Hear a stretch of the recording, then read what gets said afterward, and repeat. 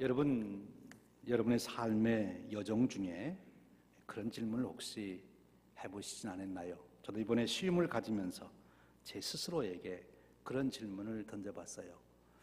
내가 지금 현재 이 시점에서 최우선으로 여겨야 될 것이 무엇일까? 내 삶에 지금 가장 꼭 얻어야 될 가장 소중한 것은 무엇일까? 이렇게 질문해 본 것입니다. 오늘 예배에 나오신 여러분, 하나님에 대한 기대를 가지고 나오셨죠. 오늘 하나님께서 여러분들을 만나주셔서 내 소원이 뭐냐? 내가 내 소원을 들어줄 테니 내 소원을 말해봐라. 무엇을 얻기를 원하느냐?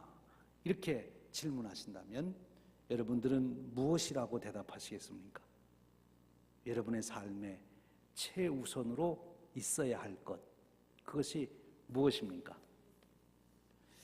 2015년 한국 분들에게 질문을 던져봤어요.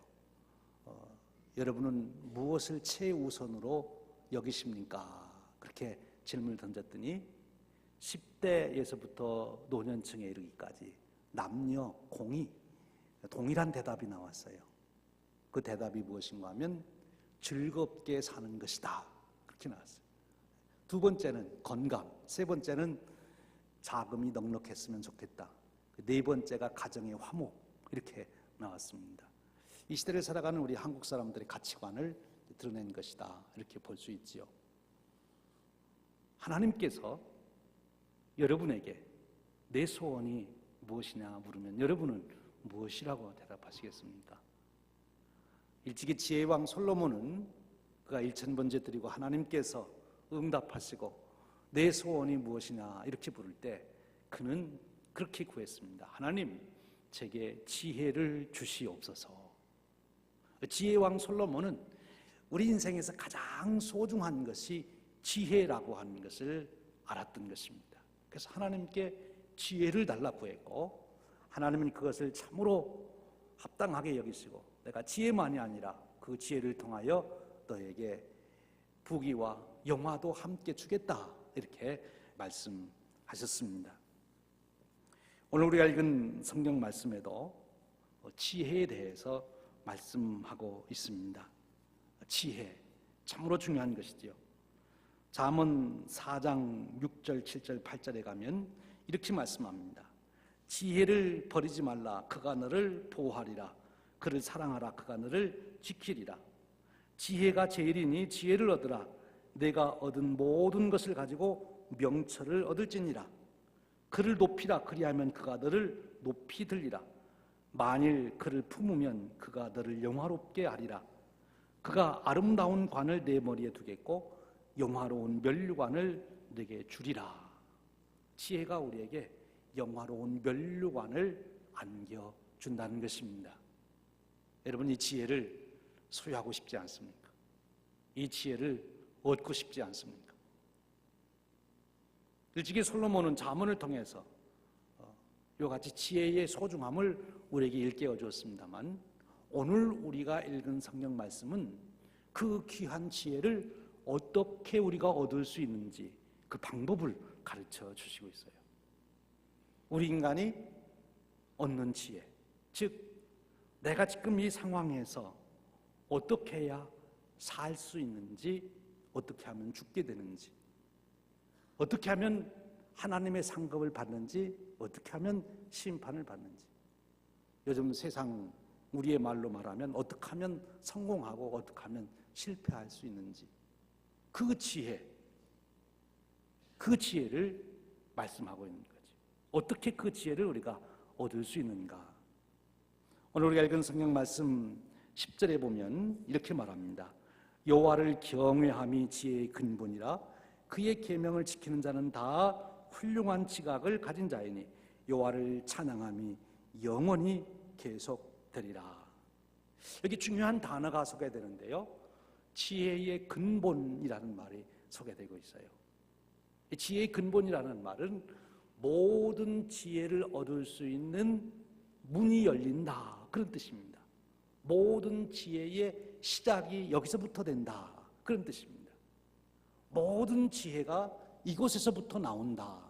지혜의 근본이라는 말을 썼어요. 이 지혜를 얻지 못하면 다른 지혜는 얻을 수 없는 것이라는 거지요. 지혜의 근본을 설명해 주고 있는 것입니다. 우리가 지혜를 얻어야 되겠는데, 즉 내가 지금 이 상황에서 어떤 말을 해야 살 수 있는지, 이 상황에서 내가 어떻게 처신하고 행동해야 하나님의 축복을 받을 수 있는지, 또 사람들로부터 인정을 받을 수 있는지, 그 지혜를, 내가 하는 일의 옳고 그름을 판단하는 그 지혜, 그것이 무엇이냐 하는 것을 말씀해 주는 거죠. 그것이 무엇입니까? 여호와를 경외하는 것이다, 그렇게 말합니다. 우리 인간은 여호와를 경외할 때 비로소 오늘 내가 이 시점에서 어떻게 하는 것이 옳은 것인지 그른 것인지, 죄가 되는 것인지 의가 되는 것인지, 사망의 길로 가는 것인지 생명의 길로 가는 것인지 분별할 수 있는 자가 된다는 것입니다. 여호와를 경외할 때 그것이 일어난다는 거예요. 내가 많은 지식을 얻어서 얻는 것이 아니라 여호와를 경외할 때 그런 지혜를 얻게 된다 하는 것입니다. 여러분, 결코 지혜는 지식의 축적에서 나오는 것이 아닙니다. 사람이 마땅히 가야 할 그 길과 가지 말아야 될 그 길을 구별하는 능력은 지식을 많이 가지고 있다고 알 수 있는 것이 아니라는 거예요. 언제 그것을 안다고요? 여호와를 경외할 때 그것이 그에게 깨달아지고 보여지고 주어진다 하는 것입니다. 한 좋은 교도관이 있었는데요, 교도소에 들어오는 죄수들을 잘 대해줬습니다. 인권이 유린당하지 않게 하고, 특별히 그 교도관이 한 귀한 일을 했는데, 그 교도소에 들어온 청년 하나가 보니까 배우지를 못했어요. 글을 못 읽어요. 그래서 그동안 제대로 일을 할 수가 없으니 이런저런 범죄를 하게 됐다는 것을 알고, 그 교도소에 있는 동안 이 청년을 교육을 시켰습니다. 글을 읽게 시키고 공부를 시켜서 이제 형을 다 마치고 나갈 때에는 똑똑한 청년이 되어서 이제 나가게, 출소하게 된 거예요. 근데 얼마 후에 그 청년이 다시 교도소에 들어왔어요. 왜 들어왔느냐? 그 제목을 보니까 공문서 위조, 이렇게 나와요. 차라리 공부를 안 했으면 공문서 위조죄는 안 범했을 텐데, 그래서 남 때려주든지 뭐 도둑질 하든지 그러고 끝났을 텐데, 이 지식을 갖게 되니까 공문서 위조가 된 거예요. 힘을 많이 가지고 있다고 옳고 그름을 판단하는 게 아니에요. 옛날로 돌아가서 말한다면 힘을 많이 가지고 잘못하면 역적이 되는 것입니다. 감히 왕도 내가 물리칠 수 있다, 역적이 되는 거예요. 사람의 옳고 그름을 판단하는 것은 언제 그에게 주어지느냐? 하나님을 경외할 때. 하나님을 경외한다는 것이 무엇입니까? 그것은 하나님을 두려운 마음으로 공경하는 것을 말합니다. 다시 말하면 오늘 우리가 읽은 시편 111편 말씀을 보면 하나님이 어떤 분이신지를 10절까지 쭉 설명해 오면서 마지막에 이 말씀을 준 거거든요. 하나님은 이런 분이기 때문에 너희가 하나님을 경외하면 지혜의 근본이 되는 것이다, 그렇게 말한 거예요. 하나님은 어떤 분이기 때문에? 하나님은 공의의 하나님이기 때문에, 하나님은 진리의 하나님이시기 때문에 하나님께서 나를 지금 지켜보고 계시다고 하는 거예요. 하나님께서 불꽃 같은 눈으로 나를 지켜보고 계시는 그 앞에서 지금 내가 행동하고 말하고 생각해야 된다. 내 머리털까지 세신바 되시고 내 속의 마음의 생각까지 다 하시는 하나님 앞에서 지금 내가 생각하고 있는 것이야. 내가 무슨 생각을 해야 될까? 그 마음을 갖는 것, 그것을 하나님을 경외한다, 그렇게 말하는 것입니다. 이번에 그 스쿨 오브 컨그레이션 데벨롭먼트, 거기에 많은 좋은 강사분들이 오셔서 강의를 하시는데요, 거기 대부분 참석한 분들이 뭐 거의 90% 이상이 목사님들이거든요. 근데 목사님들을 향해서 이렇게 질문을 했어요. 여러분, 하나님이 계심을 믿습니까? 이렇게 질문을 하더라고요. 하나님 정말 살아계시다고 믿습니까? 여러분의 신학적인 컨셉으로, 개념으로 머릿속에 있는 것이 아니라 지금 하나님께서 살아계시고 그 하나님이 우주 만물을 창조하시고 역사를 주관하고 계시다는 것을 여러분 정말 인정하십니까? 이렇게 묻는 거예요. 목사들한테. 그러면서 당신들이 그렇게 믿는지 안 믿는지 증거가 있는데 한번 증거를 찾아보시오. 정말 하나님이 살아계심을 당신들이 믿는다면 그 살아계신 하나님께 여러분들이 기도하십니까? 이렇게 묻는 거예요. 목사들한테 기도하냐 묻는데 목사들이 기도 안 씁니까? 다들 기도하지요. 근데 그분이 그렇게 묻는 거예요. 정말 기도하십니까? 문화적으로, 습관적으로, 형식적으로 기도하는 거 말고 당신의 인생의 문제를 가지고 정말로 단독적으로 하나님을 대면해서 그 문제를 내어놓고 하나님 앞에 기도합니까? 모였을 때 대표 기도하고 식사 기도하고 무슨 문제 놓고 함께 기도하자 해서 기도는 하는데 당신 개인의 문제를 가지고 정말로 살아계신 하나님 앞에 기도하십니까?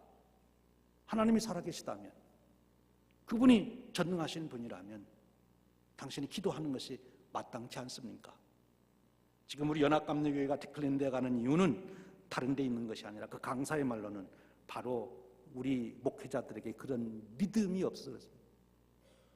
컨셉으로만 가지고 있지 실제 살아계신 하나님을 믿지 않기 때문에, 즉 그 믿음을 적용해서 기도해야 되는데 기도하지 않기 때문에 문제가 있다는 거예요. 그러면서 지금 우리가 모여서 교회를 리바이탈라이즈 하자, 교회를 부흥시키자, 다시 회복시키자 그러는데 지금 우리 연합감리교회는 회복시키고 부흥시키고 그럴 상황이 아니고 회복시키고 부흥시키는 것은 아직 불씨가 있고 생명이 있고 그럴 때 회복도 되고 부흥도 되는 거지, 다 죽어버린 데는 회복이나 부흥은 없답니다. 그때는 부활해야 된대요. 지금 우리는 죽었습니다. 그래서 이 모양입니다. 우리가 살아나려면 다시 생명을 받아야 됩니다. 정말 하나님이 살아계심을 믿습니까? 믿는다면 당신들이 그 목회의 고민을 가지고 왜 하나님 앞에 나아가 기도하지 않습니까? 모여서 회의는 많이 하는데 왜 기도하지 않습니까? 그렇게 도전을 했어요. 그것이 저에게도 큰 도전이 됐습니다. 정말 내가 얼마나 기도하는가?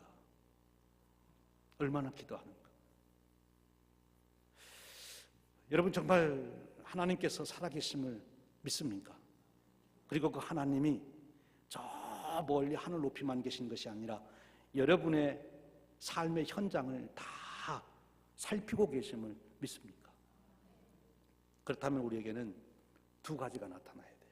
하나는 기도하는 것입니다. 우리가 어려울 때마다, 나 혼자 내 문제를 해결할 수 없을 때마다 하나님 앞에 내 문제를, 내 현실을 내어놓고 하나님께서 도와주십시오 라고 해야 되는 거죠. 그것이 하나님을 경외하는 구체적인 모습이라는 거예요. 근데 오늘 성경은 그 반쪽이 그런 기도의 삶이라면 오늘 성경은 우리에게 또 다른 한 면을 소개해 주시고 있어요. 너가 정말 하나님을 경외한다면 너에게 증거가 나타나야 되는데 그 증거는 뭔가면 그의 말씀, 그의 계명을 지키는 것이다. 하나님이 살아계셔서 내게 주신 말씀이라면 그 말씀을 우리가 무시할 수가 없다는 거지요. 그 말씀을 소홀히 할 수 없다는 거예요. 하나님은 실제로 있는 게 아니고 그저 사람들이 만들어 놓은 하나의 신학적인 지식이기 때문에 그 말씀을 들어도 두렵고 떨림이 없고 지켜도 그만 안 지켜도 그만 내 형편에 맞게 갖다 필요할 때마다 내 입장 세우느라고 주장하는 하나의 논리에 불과하다고 생각하기 때문에 안 지키는 거지요. 우주 만물을 창조하시고 나를 창조하시고 역사를 주관하시는 하나님께서 주신 말씀이라면 우리가 지켜야 된다는 거예요. 그런데 여러분, 내가 정말 하나님을 경외한다는 것은 곧 하나님의 말씀을 내가 지키느냐 안 지키느냐에 달려있는 것인데, 근데 여러분 현실적으로는 다 타락된 우리 인간들이 하나님의 말씀을 알면서도 아담과 하와가 하나님이 살아계신 거 다 알고 하나님과 대화도 하고 하나님이 선악과 먹지 말라고 했는데도 선악과를 따먹었잖아요. 그처럼 다 알면서도 죄를 지을 수 있어요. 그러면 정말 하나님을 현실적으로 실제적으로 경외하는 자는 어떤 사람이냐? 하나님 말씀을 100% 지키면 좋겠지만 100% 못 지켰을 때 어떻게 해야 됩니까? 회개해야 되는 것이죠. 그래서 저는 여러분들에게 묻는 거예요. 여러분들이 정말 하나님, 살아계신 하나님을 믿는다면 지난 일주일 동안 여러분의 삶을 돌아보시면서 회개한 적이 있는가 하는 걸 묻는 거예요. 하나님이 심판자 하나님, 공의의 하나님이 지금 계시고 그분이 내게 말씀해 주신 것을 내가 안 지켰다면 적당히 넘어갈 수가 없지요. 그분에게 회개해야 돼요. 내가 그 말씀을 다 지켰다면 괜찮지만 그렇지 않다면 그 하나님 앞에 회개해야 되는 것이죠. 회개가 없다는 것은 곧 하나님을 경외하지 않는다는 말이 되는 거예요. 그런데 여러분, 오늘 말씀은 우리에게 더 귀한 지혜를, 진리를 말씀해 주시고 있어요. 여호와의 계명을 지키는 자가 훌륭한 지각을 갖게 된다. 하나님의 말씀을 내게 어떻게 적용시킬까? 그런 태도를 가지고 하나님 말씀을 대하고, 혹시 내가 행한 말이나 행동이나 생각이 하나님 말씀에 비추어 잘못된 것이 없는가 살펴서 잘못된 것을 즉시 회개하는, 고백하는, 자백하는 그런 삶을 사는 자에게 하나님은 훌륭한 지각을 주신 것이다. 그렇게 설명하고 있는 거죠. 여러분, 논리적으로 그렇지 않습니까? 그런데 그러면 하나님의 말씀을 지키기 위해서, 그리고 우리가 회개하는 삶을 끊임없이 이뤄가며 하나님 경외하는 신앙을 갖기 위해서 우리가 그럼 구체적으로 해야 될 일이 무엇이냐 하는 질문을 우리가 하게 되는 것입니다.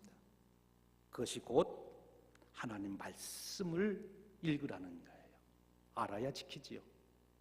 하나님이 살아계심을 여러분들이 믿는다면 우리가 가장 먼저 관심을 가져야 될 것은 하나님은 이 일에 대해서 어떻게 생각하실까?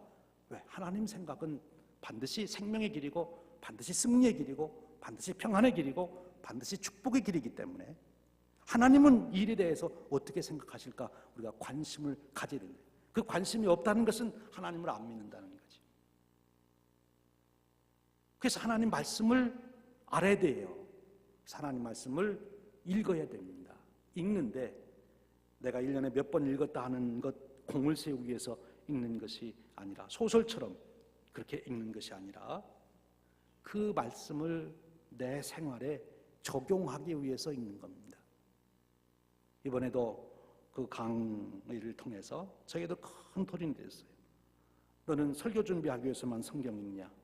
성도들 가르치려고 그거 준비하기 위해서 성경 읽냐? 그것은 성경에 관하여 네가 공부하는 것이지 그것은 성경을 읽는 것이 아니다. 성경을 읽는다는 것은 내 자신에게 그 말씀을 어떻게 적용하는지 그 생각을 가지고 읽는 것이다. 저도 회개를 했습니다. 하나님, 저도 이제 더욱더 매일매일 제 자신에게 적용하기 위해서 성경을 읽겠습니다. 성령님 그렇게 이끌어 주시옵소서. 그렇게 성경을 읽어야 됩니다. 그리고 우리가 성경 말씀을 아는 것으로 끝나지 않고 그 말씀을 직접 행하려면 우리의 인간의 힘으로는 안 되는 거예요. 누구의 도움이 필요하시냐? 성령님의 도움이 절대적으로 필요하다는 것입니다. 성령님이 도우시지 않으면 그 말씀을 알면서도 이길 수가 없어요. 지킬 수가 없다. 그럼 성령님이 우리에게 오셔서 말씀이 우리를 사로잡게 하는 방법이 하나 있는데 그것이 무엇인가 하면 말씀을 묵상하는 것입니다. 하나님의 말씀을 우리가 묵상할 때 성령님은 오셔서 그 말씀이 우리의 생각, 우리의 마음, 우리의 인격, 우리의 패러다임을 바꿔놓는 역사를 이룬다는 거예요. 이번에 우리 한인 목사님들이 모여서 같이 이제 디스커션 하는 중에 어느 한 목사님이 이런 얘기를 했어요. 자기가 한국 교회도 여러 해 봤고 그리고 미국 교회 가서 섬겨봤는데 한국 교회는 열심히 뜨겁게 기도하는데 교회 핵심 멤버들을 두고 이렇게 보니까 자기가 15년 이상 이렇게 쭉 20년 목회를 했는데 열심히 기도를 하는데 안 변한대요. 사람들이 안 변한대요. 기도는 열심히 하는데 회의 시간에 가면 여전히 똑같대. 안 변하고 안 변한대. 그런데 미국 교회 갔더니 사람들이 기도를 안 드려요. 그래서 모여서 자기가 새벽 기도도 하고 기도하자고 그래서 기도를 가르쳤더니 미국 사람들이 변하더래요. 변화를 하는.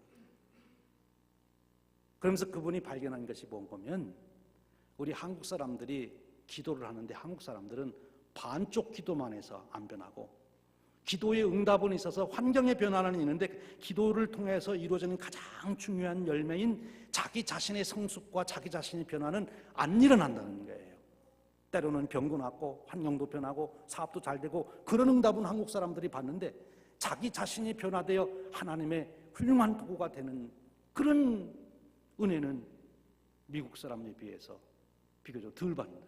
그래서 왜 그런가 봤더니 한국 사람들이 기도를 하는데 반쪽 기도만 한다. 기도는 원래 대화잖아요. 하나님과 대화하는 건데 하나님 앞에 나와서 급하다고 막 기도하고 작정해서 기도하고 밤에 기도하고 통성으로 기도하고 막 기도하고 이제 하나님 앞에 기도했으면 하나님이 대답을 하실 차례인데 하나님이 대답하려고 그러니까 얼른 짐 싸가지고 집으로 갔대요.